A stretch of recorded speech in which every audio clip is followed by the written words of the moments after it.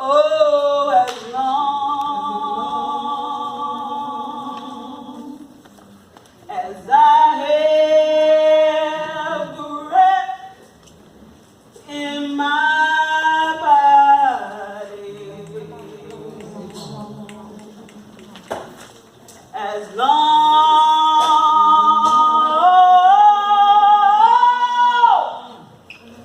as I have breath in my body, I will see this battle over. I will see this battle through. Thank y'all, thank y'all, thank y'all, thank you, thank you.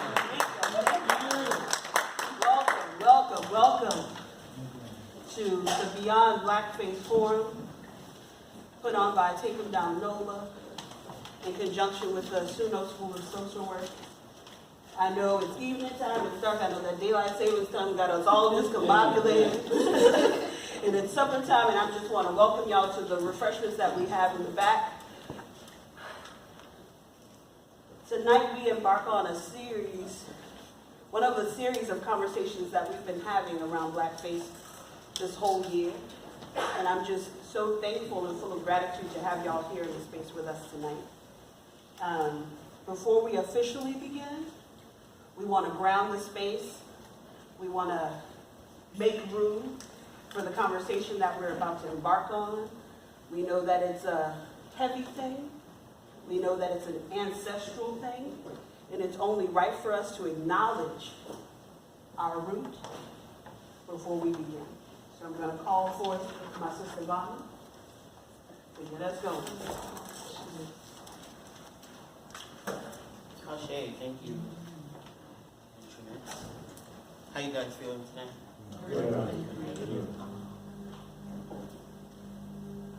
So we're just gonna take a moment to kind of like break away from the square box that is the routine of what we do every day. Tonight we're gonna be doing a lot of listening. So we're gonna ask you guys to turn up all of your other four senses, right? Since we're going to be doing a lot of listening and maybe not as much talking in this space. Also going to ask us to try to transition and access our creative, imaginary place, our play place in our minds. So if I can ask everyone to close their eyes to start. If you trust this space and trust the community, we're going to ask everybody to take away another sense. Close your eyes.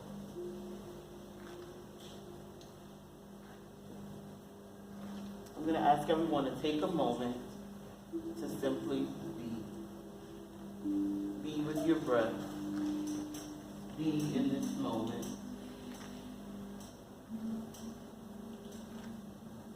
Take a moment to stop worrying, stop planning, thinking about what you need to say, what you shouldn't say.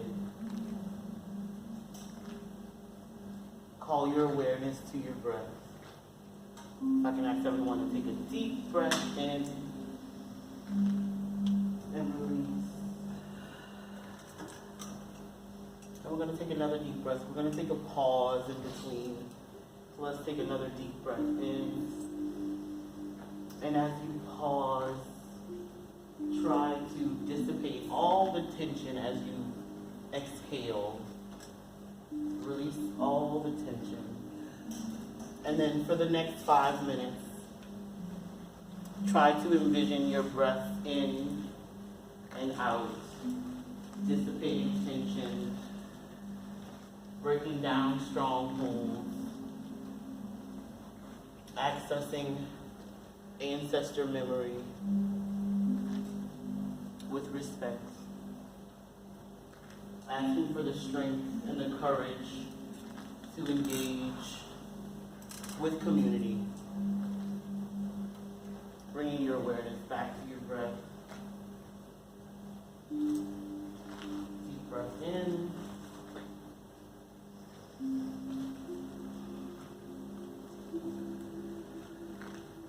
taking a moment to simply be.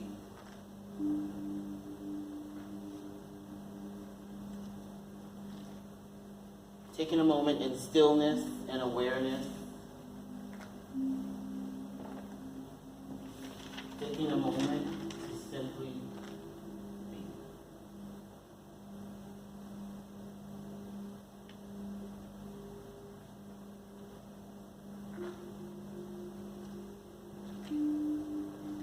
Remembering your breath, accessing not only the intentionality of your senses, but the elements, earth.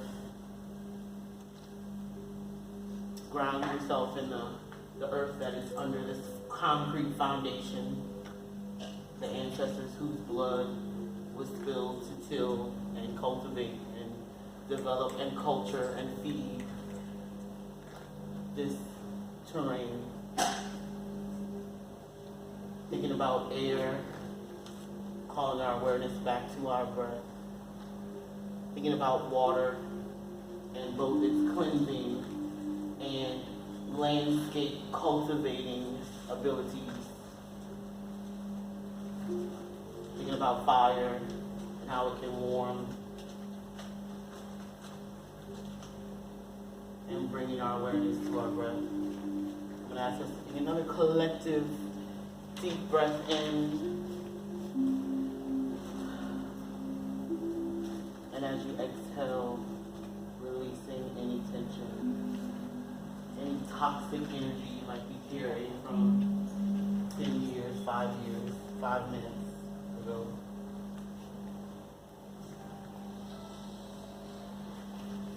And then we're going to transition into calling on our ancestors. Hail to those who passed through the veil from life to breath, from death to earth. Hail to those who gifted us with their blood and their bodies. Hail to those whose names we don't remember, whose stories were lost.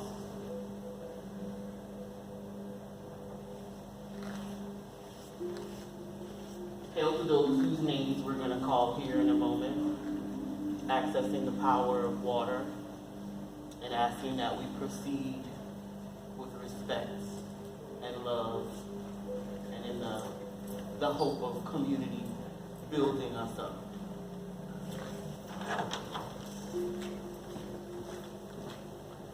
So I'm going to start with a name, and I'm going to open it up to everyone. And is anyone not familiar with ancestor roll call? I'm going to start with a name. And our ancestors are those who've passed on, who give us strength, who give us stories, who give us their literal biological histories. And so it's traditionally someone who has transitioned on into spirit. And as we say each name, we're going to honor them by pouring a water libation. I'm going to start with Kwame Ture. And then we can at random. Harriet Tubman.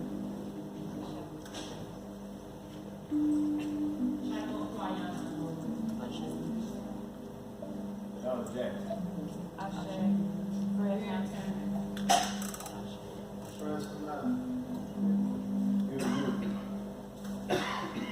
Queen Mother Moore. Octavia Butler. Dorothy May Taylor.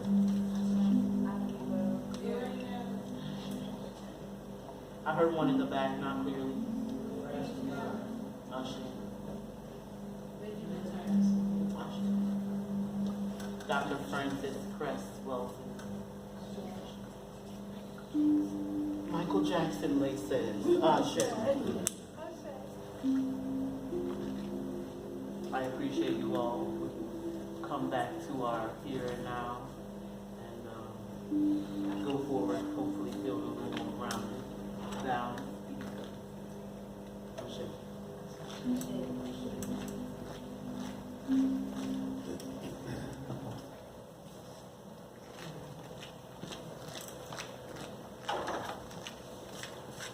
Greetings. I'm Ben Menez Robertson, and I was asked to appear here and stand in for the Dean of the School of Social Work. Let me say that welcome to Take 'em Down NOLA, and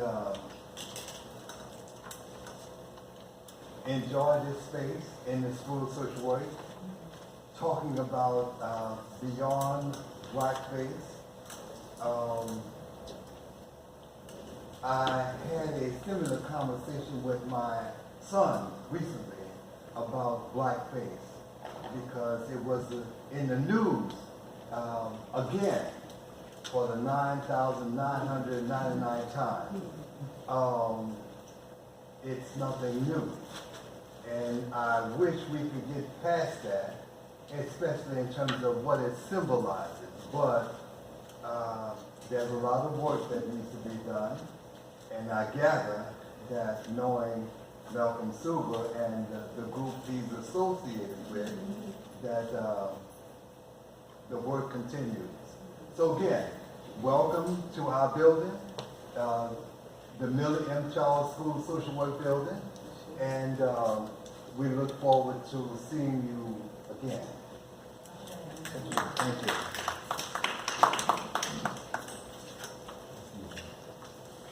I'm going to read from this paper, y'all, but that doesn't mean that this stuff isn't coming from my heart. You know, my memory is not a memory that can recollect verbatim. Take 'em Down NOLA exists for the purpose of removing symbols to white supremacy from the landscape of New Orleans as a much necessary part of the struggle towards racial and economic justice. In the effort to remove symbols to white supremacy, the Take 'em Down NOLA movement has led to many deepened conversations around symbols to white supremacy and the link between those symbols and the systems of oppression that they represent and uphold. Blackface is one of those symbols. Tonight, we are continuing the conversation that the events of November 21st brought into the forefront this year. Continuing a conversation that the Black community has engaged in for decades. What is the role of Blackface in the cultural landscape of our city? Does this tradition serve our people economically, mentally, and culturally in the ways that move our people forward within a society that continues to attempt to oppress us through the symbols and systems of white supremacy? Our conversation tonight will focus on the role of history in influencing how we move forward individually and as a collective. Our researchers have combed numerous archives locally and nationally to present to you accurate and non-revisionist information about the influences and the times during the creation of these symbols to white supremacy, which includes a need to understand the use of blackface by the Zulu Social Aid and Pleasure Club, both then, historically, and now. Now let me be clear. We are not hosting this forum to debate about this topic. At the point that Take 'em Down NOLA took a stance against the symbols of white supremacy, we understood that this required us to examine and re-examine even that which we have been taught to simply accept as culture and heritage. Yet, any aspect of culture or tradition worth passing on to the future generations ought to be able to withstand analysis for the purposes of affirming that when we embrace that culture and tradition, that it nourishes our collective ability to survive and thrive. Survival is minimal. Thriving is aspirational. We are hosting this event, as we have for each month for the last 10 months, in an effort to have honest discussion about the actual history and how blackface has impacted our lives. Take 'em Down NOLA's stance will always be firmly against any form of degradation of Black people in any way, shape, or form. We will be in support of that which uplifts our community. Take 'em Down NOLA means that we reject which is intended to our degradation and build them up noble means. We celebrate resistance to exploitation and oppression. And we promote that which honors the brilliance of our humanity. Our conviction and dedication to removing symbols to white supremacy is as strong as steel and as solid as a rock. Not because we can force individual people to change, as much as we seek to impact our collective consciousness so that change is ultimately inevitable. What we offer tonight is the opportunity for our community to have access to the information. As well as with the Zulu Social Work Department, we open and continue a courageous space to discuss what we learned together. We have gotten questions on whether Zulu was invited to this forum. The simple answer is that the leadership of Zulu as an organization has taken a stance to defend Blackface. But the Zulu membership is encouraged to engage with the historical information as we will do tonight. So, let us begin. We are fortunate to have Mr. Oliver Thomas, a profound political voice and perspective, born and reared and impacting New Orleans' landscape. Oliver O.T. Thomas is the host of WBOK's The Good Morning Show. He is owner of OT Outreach LLC and also serves as a public policy consultant. Let us put our hands together to welcome OT to make a statement before we present you with a short video to anchor tonight's conversation.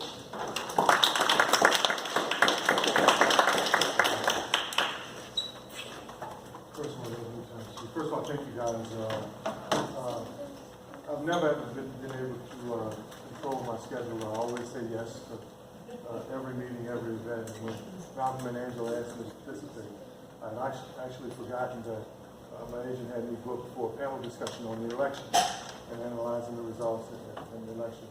I told them I was here and that please at least give me some time, not only to make my statement, but to feel this moment, to feel the importance of it, and for the time that I'm here, actually be able to absorb the energy that I think you guys are trying to create around this subject.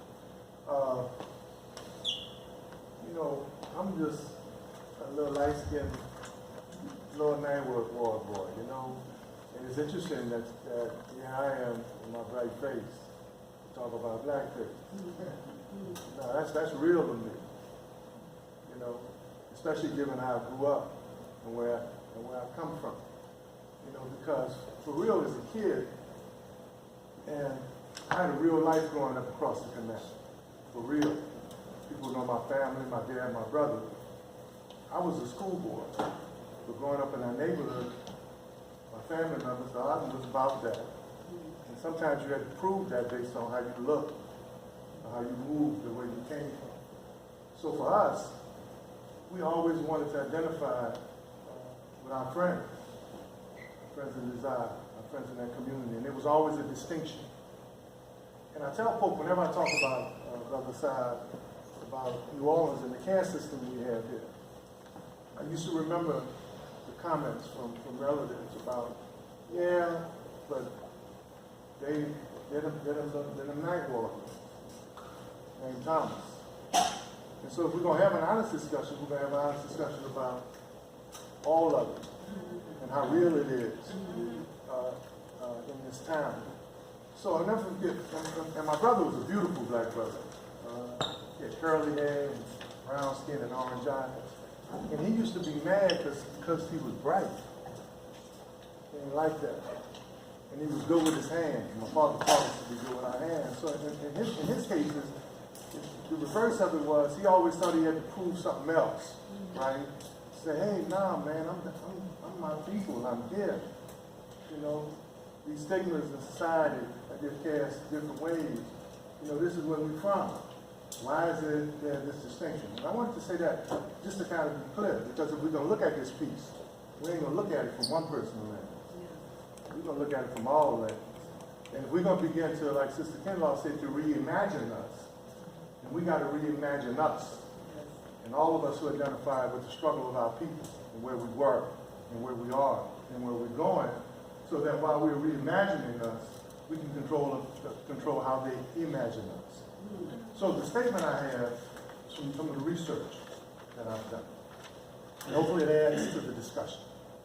Historian Dale Cochrane noted that poor working class whites who felt squeezed politically, socially, and economically from the top created what was called minstrelsy. It was used as a way of expressing the oppression as being part of the majority, but outside what was considered the American norm. Their relief was comedic performances of blackness by whites in exaggerated fashion. These first minstrel shows in the early and middle 1800s depicted black folk as hyper-lazy, ignorant, hypersexual, thieves, superstitious, and most importantly, cowardly.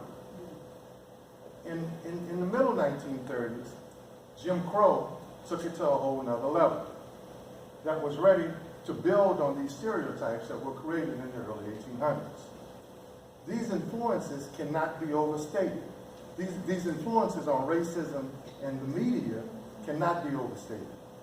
Blackness was codified. Blackness and the codifying of blackness was extremely important in not only in shaping the media and shaping the racism, but also in shaping our view of ourselves. So when you take a look at, especially from a historical perspective, and for me, when I started to understand this, I always say God has a way of moving in your life.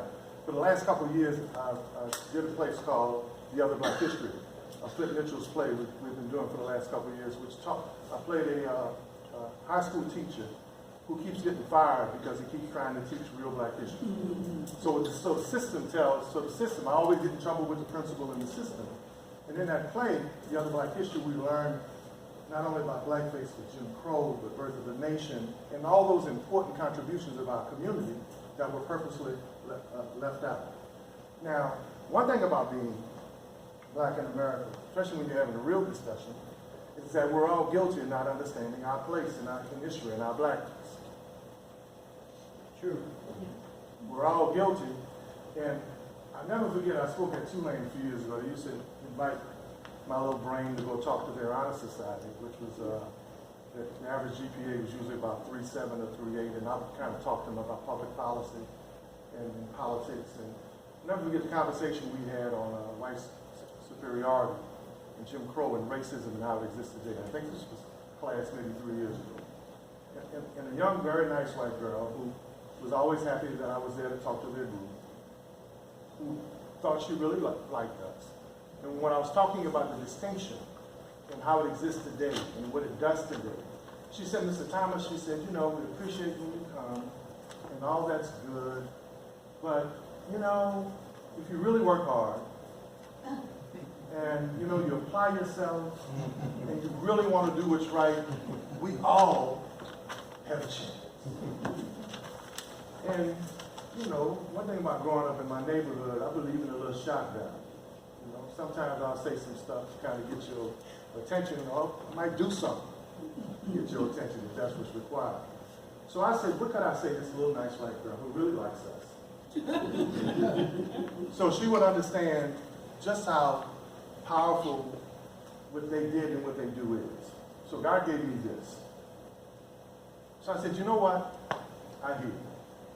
I said, but I could be standing here in front of you now, draped in a red, black, and green flag, all over my body, with black-fisted glove raised, knowing that I'm down for my people. And I said, the images and the message that y'all give us are so powerful. Me and my down self, every now and then when the wind blows, I still wonder if the niggas are worth it. I say, that's how tough y'all stuff is. And that's how good it works. And I told myself, I stopped using that word. I slipped. That's the third time I slipped and used it. because I grew up, I thought that N-I-G-G-A was a term of endearment versus N-I-G-G-R, because that's what we called each other in my family, until the St. Aug piece.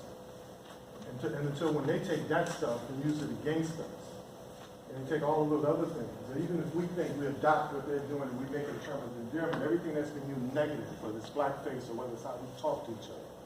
You know, that's why Amos Wilson and Neely Fuller Jr. talks about us redeveloping a code of conduct. About how we greet each other and how we, because we're buying into these stereotypes. And many of us who think we're conscious or give a damn are perpetuating it in our conversation, in our actions. Because love is love. Care is care. It ain't taking somebody else's stuff and purifying it and making it our stuff. It was still stuff. So just because you done took the stuff, it's still, y'all know what I'm saying. It's still that stuff. So hopefully this discussion will continue. And let me say this. The most difficult thing to do is to convince someone who's a prisoner of somebody else's thoughts, locked inside their own thoughts, to look at themselves. I ain't afraid to say I've been there, done that. But the question is, are the rest of us? God bless y'all.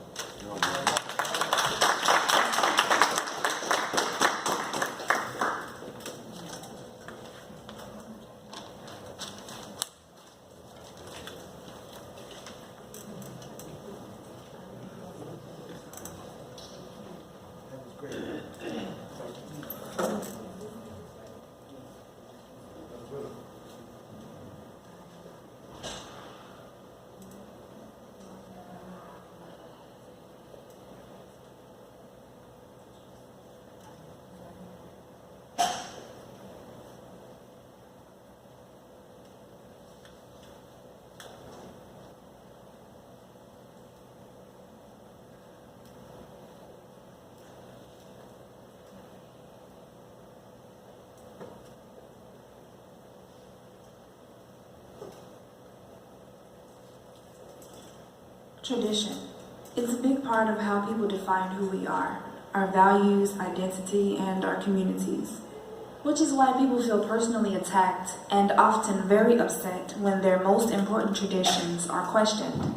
This is why the reaction was strong when Tekum Down Nola held a press conference in front of the Zulu Social Aid and Pleasure Club's headquarters, asking publicly that they end their 110-year-old tradition of marching and Mardi Gras in blackface. The demand came after many attempts to have the same conversation with Zulu's members in private, and after battling prominent displays of white supremacy at Mardi Gras in New Orleans, like the distribution of Confederate paraphernalia and blackface figurines from parade floats.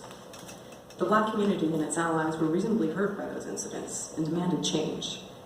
Likewise, when several private pictures of white politicians dressed in blackface recently emerged in the public eye, they made people question whether those politicians were racist, whether they were fit for office, and rightfully so. But to question the Zulu blackface tradition, and it is a tradition that comes directly out of the very racist, anti-Black culture of turn of the 20th century blackface minstrelsy, is to question a long-standing local practice that Zulu members view as a form of Black empowerment. Zulu's members in 2019 tend to explain the meaning of the blackface tradition in one or all of the following ways, though they have not always done so historically. 1. The blackface is meant to honor the working-class Black founders of Zulu, who could not afford the expensive masks of either the white or Black upper classes at Mardi Gras. So, as the story goes, they chose the inexpensive face paint of the blackface minstrel show. This story is why members sometimes even deny that their practice is blackface at all, asking people to call it black makeup, a distinction without much of a difference. It's also a distinction that Zulu's members only recently began to make as controversy about the tradition grew. Throughout most of their 110-year-old club history, members have repeatedly called their tradition blackface in the press. Zulu's membership and riders, all of whom are required to wear blackface by club rules, has also included white people for decades. It is no longer just a practice confined to a local Black community that might understand Zulu's history and intended meaning. People unfamiliar with Zulu's history come to New Orleans by the thousands every year for Mardi Gras and experience the Zulu parade as a modern-day minstrel show. Some even see it as a license to don blackface themselves, reckoning that if Black New Orleanians consider it a proud and not so racist tradition, they can too. So even if Zulu was once a working class organization that thumbed its nose at the black bourgeoisie and the white ruling class, it now includes city council members, politicians, prominent business owners, and those with a great deal of economic privilege when compared to the club's working class founders. 2. That the practice of dressing up in a kind of bastardized Zulu garb, grass skirts, grease paint, nappy wigs, coconuts, at one point with their king donning a lard tin for a crown and a banana stalk scepter, is meant to honor the Zulu people of South Africa, or highlight a feeling of respect and kinship with Black African people. But plenty of New Orleanians, Africans, and actual Zulus have criticized the practice as indistinguishable from the racist ways that white culture has portrayed African peoples, as incompetent, dirty, and uncivilized. In order to understand this complicated tradition, and why Black New Orleanians still cling to practices like blackface minstrelsy, we owe it to ourselves to look carefully at the history and origins of this tradition. Because the time in which it emerged was very different than our own. Black people had complicated ways of negotiating daily life, making a living and expressing themselves artistically in a world drenched in segregation and blackface minstrelsy. In 1909, at the time of the Zulu Social Aid and Pleasure Club's official formation by John Metoyer, a black laborer, blackface minstrelsy was America's most popular form of stage entertainment. It was a time when black performers would not have been admitted to the stage to perform for whites, or in many places at all, without having to wear the black grease paint and racist stereotypes of minstrelsy. Even many of New Orleans' early jazz luminaries had to blacken up in order to perform, including celebrated jazz pianist Jelly Roll Morton, who said, "Of course I had a burnt cork on my face, and my lips were painted like they were big and white, but since everybody was doing it, I didn't let it get to me." This view was commonplace. The notion that blackface made white audiences comfortable and excited, both. Really? Comfortable in what way? They weren't comfortable having someone on a stage above them, looking down on them, being held up on a pedestal? They were not comfortable with watching. They would never have been comfortable, and were not, with watching black actors play, let us say, serious roles. You know perfectly well why, because America was very racist. Of course they weren't. Slavery was all about creating visions, types, stereotypes of an entire race of people as subhuman in every way.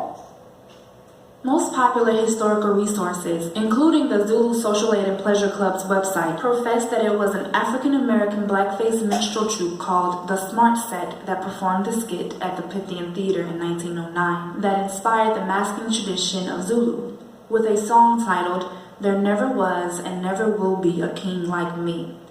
But other Zulu historians and journalists cite good evidence that earlier in the 20th century, Zulu's members pointed to the Black Patty Troubadours, a different African-American minstrel troupe, as their inspiration. Indeed, a November 25, 1939 article in the Louisiana Weekly about the death of Zulu founder John Metoyer reads, "Receiving the idea of King Zulu from Black Patty, a show that was popular at the Pythian Temple, Mr. Metoyer banded together several of his friends and formed what was later to be one of the city's most popular and colorful parades. Today, people from all over the world come to New Orleans to see King Zulu and his revelers." Our researchers went through many years of historical press coverage and the surviving repertoire of both minstrel groups, and we agree that it was most likely Black Patty's touring company that was responsible for the image of the first Zulu king in a show called A Trip to Africa. The confusion about which troupe performed the show seems understandable, though, because the two lead performers of the Smart Set, Salem Tut Whitney and J. Homer Tut, performed with the Black Patty show regularly, and both groups staged touring shows at the Pythian theaters in the years surrounding Zulu's founding. In A Trip to Africa, African-American blackface performer Jolly John Larkin sings a number called A King Like Me, as King Rastus of the Zulus. Here's the only photograph that we could locate of Larkin's dressed as the Zulu king in A Trip to Africa. Unfortunately, because the image was so badly degraded before it was digitized, it's hard to tell much about what his costume and makeup looked like. But he's clearly not in a grass skirt, and he wears a cape somewhat reminiscent of European monarchy. We do have ample descriptions of Black Patty's stage shows appearing in newspapers and advertisements. One notice for the show from the Daily Signal of Crowley, Louisiana, dated November 22nd, 1907 reads, "A rapid-fire melody of song, story, dance with Negro melody, darky fun, the buck dance, the cakewalk, stunning specialities, and coon shouters happily intersped and climaxed by selections from the standard operas. The most popular melodies of the day are the creation of these merry singers. They were the first to voice Under the Bamboo Tree, Hot Time in the Old Town Tonight, All Coons Look Alike to Me, Chicken, and innumerable other coon classics that have become popular in the world over. The stage show is given in 3 parts. First, the darky fun skit Prince Bungaboo, which the New York Herald has termed a blazing sunburst of mirth, melody, and action, followed by a condensed version of the Bohemian Girl in a tip-top vaudeville olio. While no published sheet music or recordings of Larkins's A King Like Me could be located by our researchers, we do have some published music from Black Patty sketches about Zululand. The sheet music for a song called Royal Coon, published in 1907, has survived and gives some sense of how the Zulu king would have been portrayed by Larkins, who also wrote the lyrics and music for that show. In me you see the greatest man who ever held full sway. In Zululand where I reside, I'm monarch in a way. I rule the folks, control the courts, and do just as I choose.